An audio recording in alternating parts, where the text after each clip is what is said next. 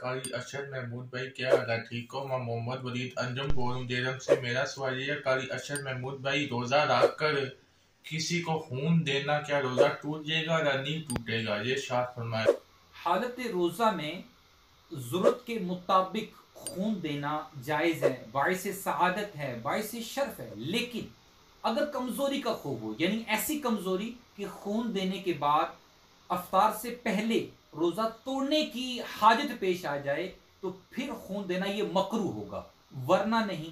ایسی صورت میں چاہیے، روزے دار کو چاہیے کہ وہ غروب آفتاب تک مؤخر کر دے، یعنی روزہ افطار کرنے کے بعد غروب آفتاب کے بعد افطار کرے اور اس کے بعد خون دے۔ واللہ اعلم ورسولہ اعلم بالصواب۔ علم کے موتی آقا نے عطا کیے، علم کے موتی آقا نے عطا کیے، ناداروں کو علم کے موتی